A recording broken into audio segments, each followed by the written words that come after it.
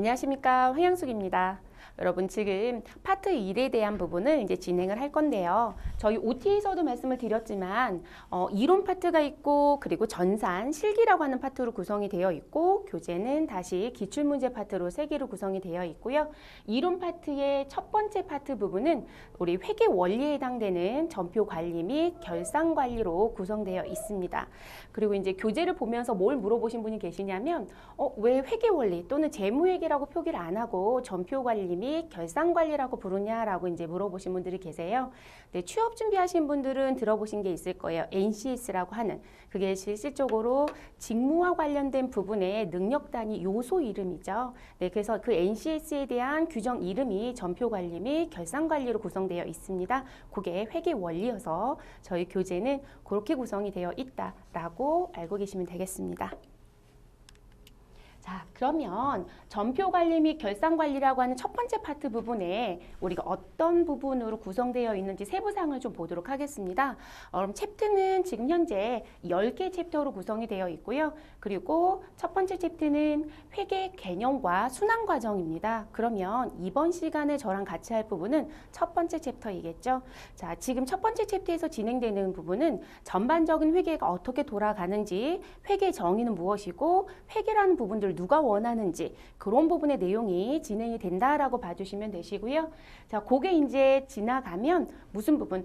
회계에도 여러분 각자 이름표 달기를 하겠죠. 여러분들도 이름이 있는 것처럼. 그러면 그 회계 이름표 달기 하는 부분에 우리 다시 뭔가를 묶어놓는 단위들이 있습니다. 그 단위들을 당좌자산, 그리고 재고자산, 투자자산, 유형자산, 그리고 무형자산, 기타 비유동자산, 그리고 부채와 자본, 수익과 비용으로 구성되어 있는 부분을 세부적으로 공부하도록 하겠습니다. 자, 첫 번째 챕터인 회계의 개념과 순환 과정은요, 이렇게 4개의 세부사항으로 나뉘어져 있습니다. 회계 이론, 재무제표, 그리고 재무회계의 개념 체계, 그리고 회계 순환 과정. 저희는 강좌를 진행할 때 여러분 무슨 부분, 교재 페이지 어디부터 시작하시죠? 라는 얘기도 해드릴 거고요. 그리고 이번 시간에는 어디부터, 회계 이론이라는 부분부터 시작해보자, 이런 식으로 표기를 하겠습니다. 그래서 회계 이론 부분 4개의 세부사항 중에 한 번에 진행하지는 않을 거고요. 이번 시간에는 회계가 무엇이며, 회계의 목적은, 그리고 회계에 끌고 들어오는 용어 부분에 어떤 부분에 시작 단추가 있는지, 그런 내용을 진행해 보도록 하겠습니다. 여러분, 교재는 21페이지를 피시면 회계의 개념과 순환 과정이란 부분이 나올 거고요. 그 부분에 회계 이론이 나와 있을 겁니다. 회계 이론 볼까요? 자, 회계 이론에 우리가 진행하는 부분의 첫 번째 얘기는 여러분, 회계가 무엇이냐는 거죠. 여러분들 회계라는 용어들을 들어본 적이 많아요. 그리고 대체적으로 어디든 가면이란 부분은 내가 취업을 하면, 회사에 입사를 하면 우리 회계라는 부분 용어들을 많이 써요. 그리고 이제 회계란 부분들 얘기하다 보면 회계팀에서 이런 거 달래. 근데 이거 없어서 우리 비용 정리 못 받는데, 이런 얘기도 하거든요. 그러면 그런 용어들 쓸 때마다 나오는 회계가 뭐냐는 거죠. 그러면 그걸 진행하는 담당자들이 있겠죠, 여러분. 그러면 그 담당자가 있을 것이고, 담당자들이 업무를 처리하는 과정 중에 하는 행위들. 근데 그걸 우리가 이제 용어적으로 정의를 해야 되겠죠. 그래서 뭐라고 얘기를 하냐면, 일단 기업은 경제적인 활동을 할 것이다.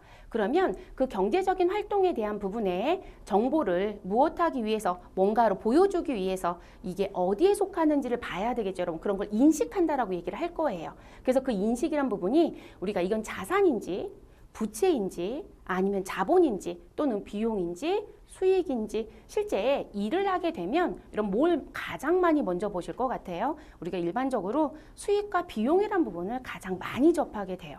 그래서 회계 공부를 하셨던 분들이 이런 얘기를 해요. 나는 되게 어렵게 자본이라는 걸 배웠었다. 그런데 회사에 입사를 했는데 자본을 언제 쓰는지 알 수가 없다.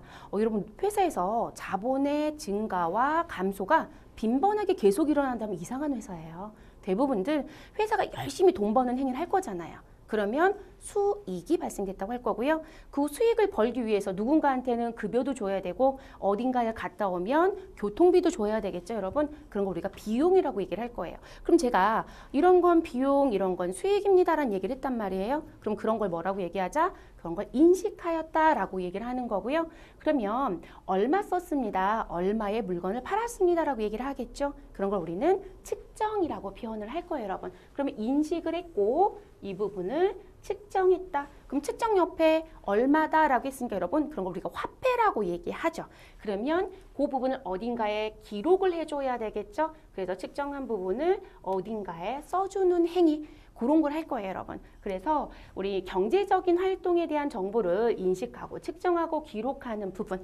자, 그거를 회계 정보라고 할 거고요. 그 회계 정보를 필요로 하는 사람들이 있겠죠. 그걸 회계 정보 이용자라고 합니다. 그 이용자에게 정보를 제공할 것이고 그 제공받은 사람들은 아, 이 회사의 정보를 보니 내가 투자를 해도 내가 대출을 해줘도 여러분 은행에서 대출 받을 때 회사에 뭔가 보여달라고 할 거란 말이에요. 그럼 그 보여주는 정보를 누군가 정리해서 보여줘야 되잖아요. 그런 걸 회계라고 한다는 얘기예요. 그러면 그걸 조금 더 고급스러운 용어로 바꾼다라면 그 정보를 필요로 하는 사람들을 회계정보 이용자라고 할 것이고 그 회계정보 이용자가 정보를 받아서 본인들이 합리적인 판단과 그리고 의사결정을 할 수 있도록 우리는 정보를 제공해주자. 그럼 제공하기 위해서 이런 행위를 했다는 거죠. 그럼 이런 행위를 했으니까 회사가 얼마를 벌어들였느냐라는 걸 경영활동의 성과라고 얘기할 거고요. 그리고 우리 경영활동의 성과가 나와서 회사가 이익이 났다. 그럼 회사에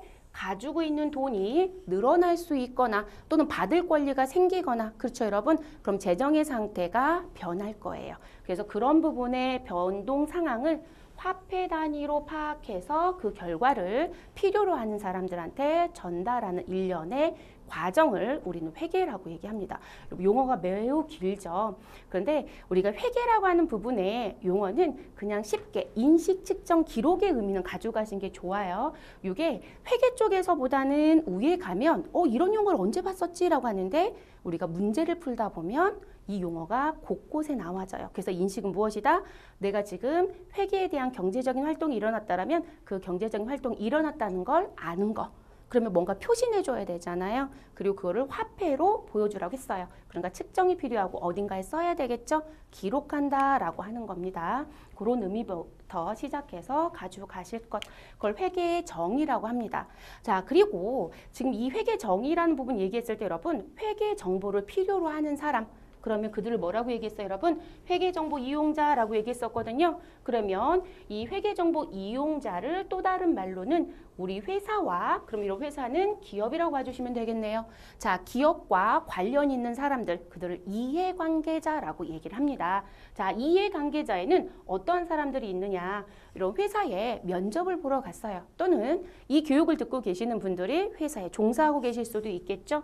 그러면 내가 다니고 있는 회사에 대표이사가 있나요, 없나요? 있죠, 여러분? 그들을 우리가 뭐라고 불러요? 경영자.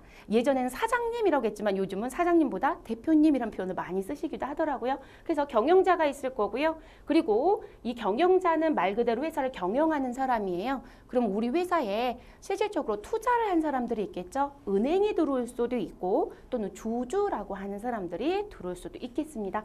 그래서 여러분 이 주주 때문에 회사 이름을 보게 되면 이렇게 가로를 열고 뭐라고 써 있더라. 주자가 써 있는 거 보신 적 있을 거예요. 또는 가로 없이 주식회사 이렇게 써 있는 것도 보신 적이 있을 겁니다. 네, 그런 부분이 있다라면 아, 주주들이 회사의 주인이구나 이렇게 봐주시면 되겠습니다.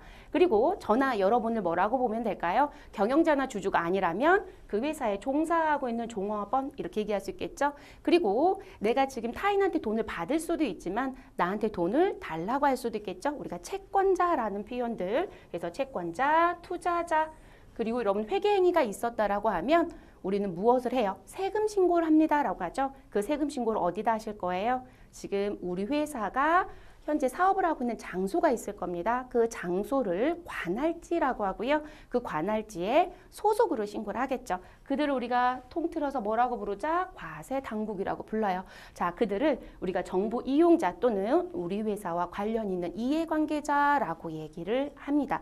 이들한테 우리가 필요한 정보를 보여줘야 한다는 거예요. 그럼 이해관계자들은 이 필요한 정보를 그냥 마구잡이로 볼 수는 없어요, 여러분. 그러다 보니까 우리가 회계라는 행위를 하는 거고요. 그 회계라는 행위에서 무슨 부분인가 있겠죠. 그 무슨 부분이 뭘까요? 뭔가 작성하는 의미가 있을 거란 얘기예요. 우리 아까 인식하고 측정하고 기록하고, 자, 그러면 그 행위에 의해서 재무제표라는 걸 작성을 할 거고요. 그 재무제표만 있는 게 아니라 재무제표를 뒷받침해주는 또 다른 서류들이 있습니다. 그걸 기타 재무보고 수단이라고도 얘기합니다. 그래서 그런 정보를 가지고 이해관계자는 의사결정을 할 거예요. 이해되셨을까요? 그게 팁박스에 있는 내용입니다.